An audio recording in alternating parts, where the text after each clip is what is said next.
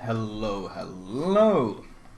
Today I will be featuring a cruiser that has been requested quite a bit. I've featured it before, but it's been a while since, and I have changed my build slightly regarding the ship, so it's a good time to rehash it again. It's of course the Dmitri Donskoi, the tier 9 Soviet cruiser, a what I consider very strong support ship, although calling it strictly a support ship is a bit misleading because this ship has a significant amount of gun power as well. Now, you can get fairly decent stealth on this ship with running a concealment expert captain and the module. You can get down to 12 km. I think this game I still don't have my 15-point captain, so I think I got the default 13 point something km stealth, so not the best, but that doesn't mean the ship is unplayable until you get the 15-point captain. Matchmaking, pretty brutal to be honest, mostly tier 10s, only two T8s I think, yeah, only two T8s, so not really the easiest matchmaking you can imagine here.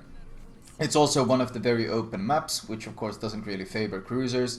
You like cover, you like something to hide behind, but sadly a lot of the high tier maps are very cruiser unfriendly, very open, and honestly not very fun to play as cruisers in general. Now, first of all, fires. I run demolition expert. Oh, this cap is contested. I instantly pop radar then to see if I can punish this guy capping it. My radar catches the Neptune as well. Fletcher turns in, which is smart, dodges most of the shells. I do get a reset and some damage on him. But yeah, he's gonna get it. There's not much I'm gonna be able to do. I can't really push into him with all this stuff pushing in from there. Is the Iowa curve first, Neptune, all this stuff just charging into the cap from that side, and there's no one really on my side interested in fighting for this cap. So I'm just dropping my torps into the smoke, and I'm gonna bail. There's no point wasting time here. Of course, the Neptune is angled. The guns on the Donskoy are 180 millimeters, so there's no point even attempting to punch through that armor with AP, so I just use some HE as usual on him. And I'm just gonna keep kiting here. I lost a chunk of HP, but of course this is tier 9, so you gotta heal, which is nice. I've managed to heal up most of it, and I'm just going to start kiting them. It looks like a huge chunk of their fleet is coming this way, a Des Moines as well, and once again I'm pretty much alone here. Besides a gearing shouldn't really charge in. Didn't you see the Des Moines gearing? There's a Neptune there, there's a Des Moines, there's a Fletcher. There's a lot of things you don't really want to go into as a gearing over there. So, okay, that gearing is making a pretty huge mistake. I'm not really sure. Why is he firing? Okay, now the Neptune. He should be seeing the Neptune. He's still going in though. Okay, well there's an example of what not to do in a gearing 101. He's dropping his torps there, but that should be fairly predictable to the enemy team that he is in fact dropping the torps. That's a very dead gearing. I doubt he can get away from that alive. Yeah, okay, that's how not to play 101. Someone did manage to get a really good volley on the Des Moines though, and I finished him off, which was fantastic. I think he gave broadside to one of the battleships, and that's why he aged so much damage. Based on chat, it was probably the Friedrich Grosse. Now, in general, this ship though, you want to play far away. You want to play from a distance. You don't want to get too close.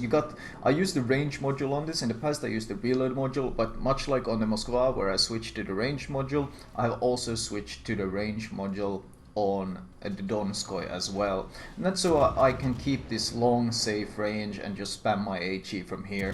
The AP shells are also very heavy, just like on the Moskva, so you can do a lot of AP damage from long range, hence the reasoning for using this type of ammo. Oh crap, I'm actually running out of space here. This isn't good. This actually isn't good at all. In the past, border humping used to be somewhat of a way of avoid shells, but these days you see return to battlefield engine power reduced. This is actually a huge problem for the Donskoy, because this kills your speed completely, and on the Donskoy you don't really have enough armor to be able to bounce AP shells when sitting angled, so I instantly turn away from the border once again because I need that speed. One of the strengths actually of the Donskoy is the incredible speed, and I really want to be using that speed for survival, and you really don't want to be sitting on the border because you become a very easy target to hit. So even though I am forced to sail towards them, them, as long as I can avoid going against the border, this is something that I rather choose. When you play the Donskoy, in general you don't want to be this close to this many battleships or showing broadside, but honestly I'm kind of in a really bad position here because I didn't expect all of them to push in like this, and my team, well, they seem to be pushing C. We should have a cap advantage here. The problem is the curve first. I have to angle away from him. The problem is the border is coming up again. And as I said earlier, you don't really want to be touching the border much at all. I'm hoping to get some fires on this guy so I can burn him to death, because I need to get rid of him so I can actually sail away from this position that I am in. But of course, when you really want fires, that's when you really don't get any fires. The fire chance on the ship is actually quite good. You are able to melt battleships quite handily in this ship. Hopefully I'll be able to show it later. God, against the border again, this is not something I want. I start turning hard left because once again I want to get away from the border, because once it starts killing my speed, that's when I am in serious trouble. You see my speed is already dropping, 30 knots, dropping rapidly, and when it now it starts hitting me because my speed starts dropping. So using the border is something you don't really want to do in the Donskoy. The ship is too big and it loses too much speed, that it's more of a negative than a positive. I'm down to 60 knots now.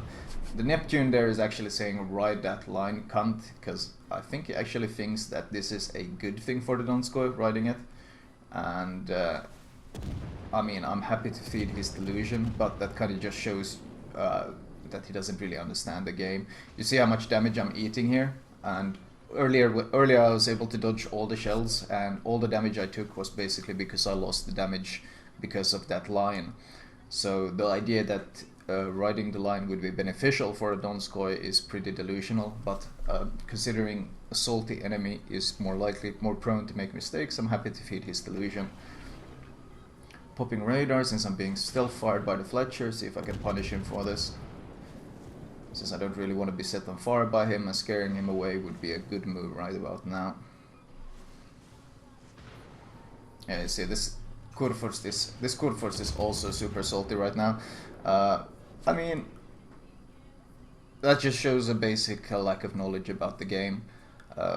Most of the time I didn't even want to be against the line. I tried to turn away from the line whenever I could.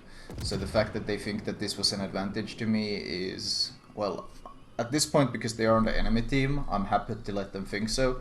But in your case, if you see a Donskoy riding the line, you should be smiling and you should be happy, because if he loses all the speed, then you're gonna have a really easy time hitting him. The Donskoy, unlike the Moskva, doesn't have the armor, which means that if you angle in it, you're not likely to tank as well as you can in the Moskva. And against tier 10 battleships like the Kurfürst, the Yamato, hell, even like tier 9 Iowas, they're gonna punch straight through your armor.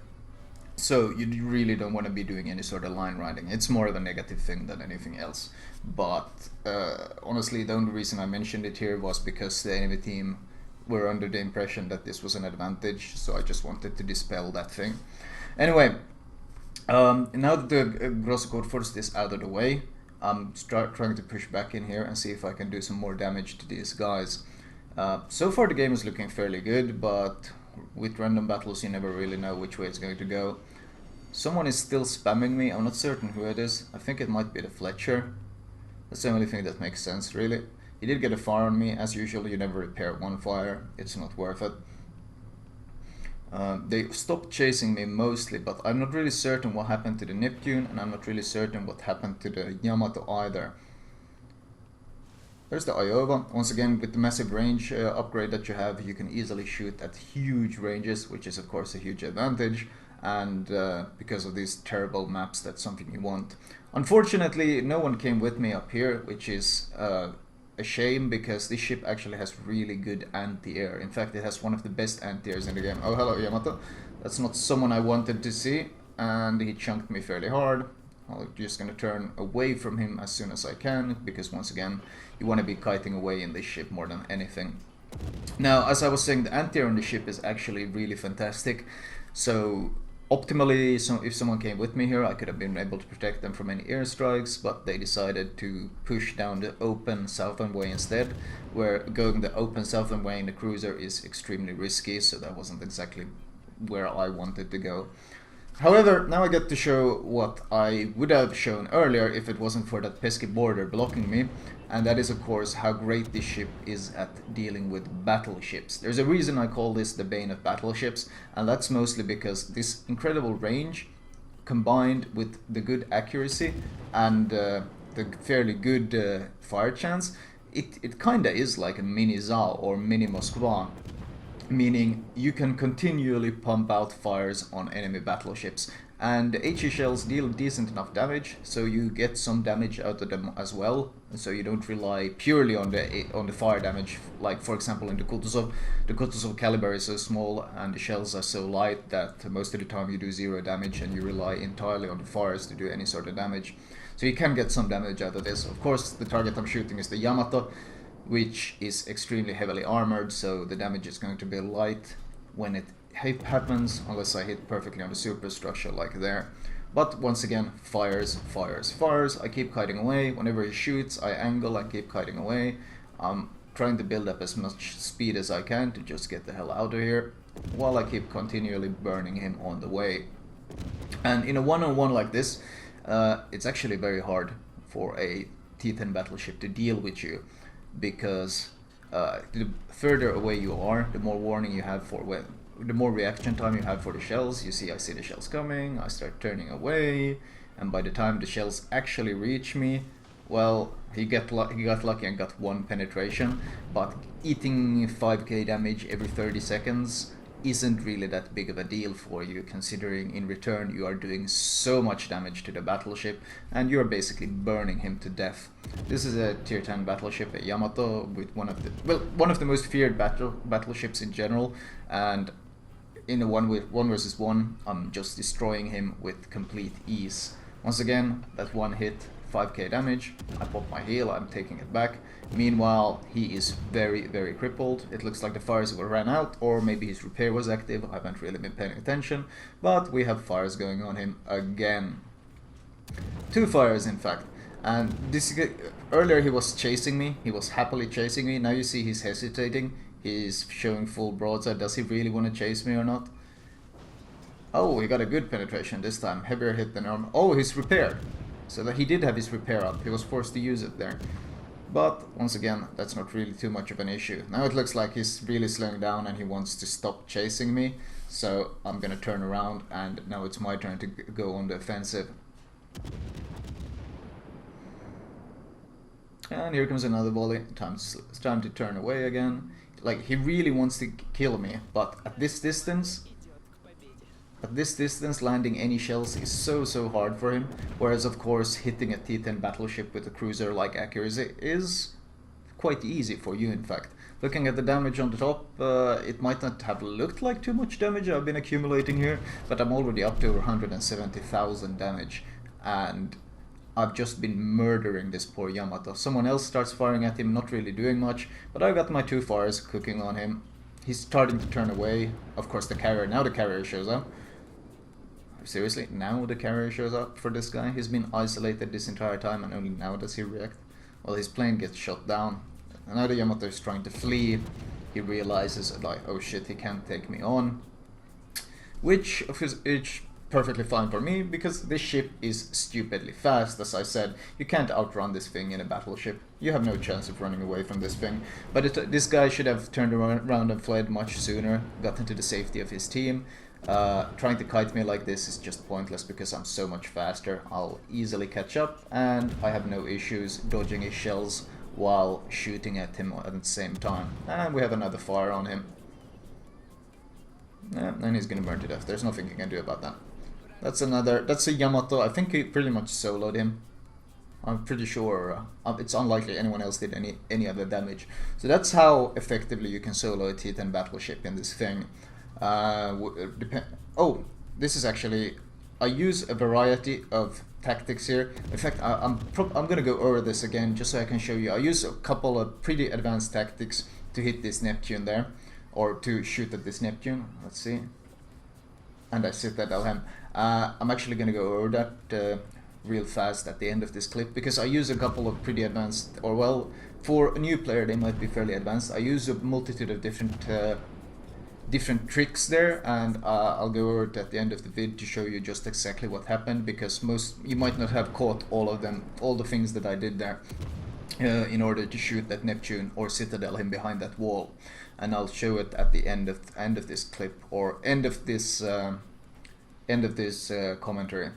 Anyway, I Citadel the Neptune, and now this cap is contested, so I know the Fletcher is here, so I instantly pop radar. The Fletcher is to the right. He's closing in on me, which is something you should never do, especially since he's apparently launched his torp. So I'm expecting the next volley of torps to come from him now, but it looks like he launched both torps on the same point, and this was something that I wasn't expecting at all, and he happened to kill me with it. That was not very good play from the Fletcher, but it was less the fact that he hit me and more the fact that I sailed into the torps. So not exactly the best play from the Fletcher, but hey, he got me killed, so who am I to complain? Ultimately though, that was the end of my game there. It ended in defeat. My team wasn't able to capitalize on all the things I had done. 206,000 damage, a nice amount of credits and so forth. And looking at the base XP, 1.5k. Sadly, it's always a bit sad when you out XP or beat T10s can really heavily in XP, because it makes you feel like they didn't really pull their own weight in this game. The gearing, well, you saw the gearing, what he did. He still beat our Fletcher, so that makes me wonder what on earth was our Fletcher doing if that gearing that basically suicided managed to beat him in XP. But that was a 15-minute 40-second game, so a fairly long one. But looking at damage, you can see 60,000 to the Kurfürst, 100,000 to the Yamato. So these two T10 battleships, I kind of brutalized both of them, hence the title. Truly is a Bane of battleships. Anyway, before I go over the modules and captain skills, let me go over what the tricks I used to Citadel that Neptune, because it might be quite might be a good lesson for newer players especially. Right, starting off on this clip that I was talking about. First of all, I look at the minimap. I notice the Neptune is showing broadside on the other side of the island. I instantly switch to AP in this case. I get a fairly good idea of which way he's turning. Looking at the minimap, I can see that he's about to turn to give me broadside, hence the preemptive switch to AP volleys. I zoom in and I tap M, which is the map key, to get a bird's eye view of where he's positioned behind the island, so I know where to aim. Then I use my torpedoes. As you see real quick, I use the white part of the torpedoes to estimate his speed to see where I'm supposed to aim. And using these all tricks combined, I finally place my crosshair where I want and I shoot. And then I follow the shells just to see how good all this combination of tricks, the estimation of where he's going is. And thanks to these tricks, I'm able to Citadel him on the other side of the island. So these three, or this combination of tricks, was what I wanted to show you guys real quick, since I think a lot of you might have missed all the things that went down there, and it's always good to try to learn these tricks to obviously become a better player. Anyway, moving on to the modules. Right, as usual, I will start with the modules. Now the hull upgrades, they don't really give too much. They give a nice chunk of AA, a small amount of HP and a small amount of rudder shift, but ultimately the hull upgrades aren't really that big of a deal, whereas the range upgrades significantly impact the way you play the game. So get the range upgrade first, and then once you have the range upgrade, you can start working down your way down the hulls, which are a nice upgrade to get, but yes, as I said, not as important as the range. Consumable wise, get premium repair and heal, and then as you can afford, maybe radar and defensive AA. Upgrade wise, main armaments mod 1, AA guns mod 2, you want to get that 6 km AA range, and gunfire control system mod 2 for that gun range, and finally damage control system mod 1, steering gears mod 2, and stealth as your final mod. Captain perks wise, basics of survivability, expert marksman, superintendent, you want that additional heal and radar, demolition expert, and concealment expert. Now, if you don't have the doubloons available to respec, then just get AFT right now, because AFT is what I recommend on the Moskva. However, I like demolition expert on the Dmitri for leveling. Well, you saw how much use I got out of it burning those battleships. So if you can afford to respec, then this is what I recommend. But if you can't, then just get AFT right now, because that's my recommended pick for the Moskva to get that massive anti-air. Last 3 points into vigilance to complete that T10 build. Anyway, this was my Dmitri Donskoi commentary. I hope you guys enjoyed it.